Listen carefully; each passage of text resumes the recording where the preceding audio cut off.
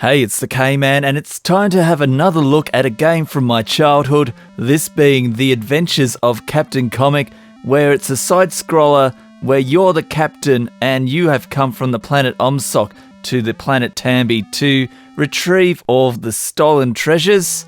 You start off the game beaming right down next to a gigantic can of Blastola Cola, which you need to go and blast the native critters away. This was one of the first side-scrolling platformers for the IBM PC and compatibles, and you get awesome features like the EGA graphics, the PC speaker, and interesting key bindings.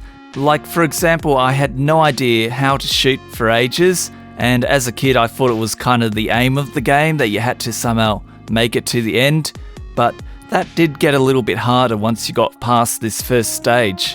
So either I mashed enough keys or looked at the manual and found out insert is the correct key to hit, which is still a bit of an awkward key to hit, and these days it's not really that important of a key either. Like, when's the last time you used that? Probably back in the days of these keyboards, where if you look closer you found all the keys you want on the numpad, and that actually works out a much easier way to go play this. So with that knowledge in hand, I can go blast the birds away and go and get that stolen treasure. I can also collect items like keys for doors, more Blastola Cola to increase my blasting abilities, boots to make me jump higher, and a few other cool interesting items like one that lets you walk through walls. The birds are definitely annoying, but good fun. And they do explode on impact, which makes you think if that happened in real life, man, those swooping birds would totally avoid you, hey?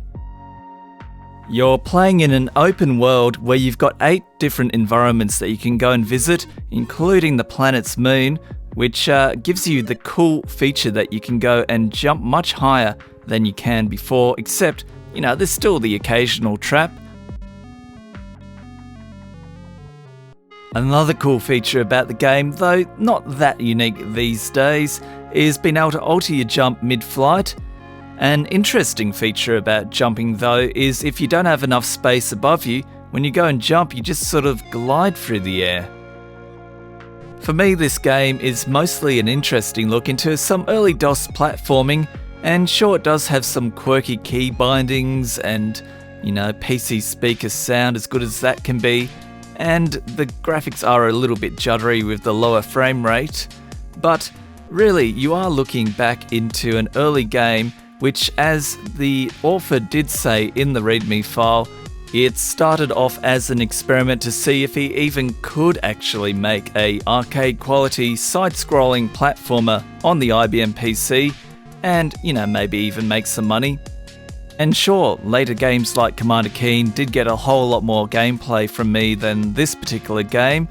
It does have its place in history, and it does also make you wonder what would have it been like if it was made a little bit later on. Well, as the story goes, the game that was designed to be the console experience on the PC was ported to a console.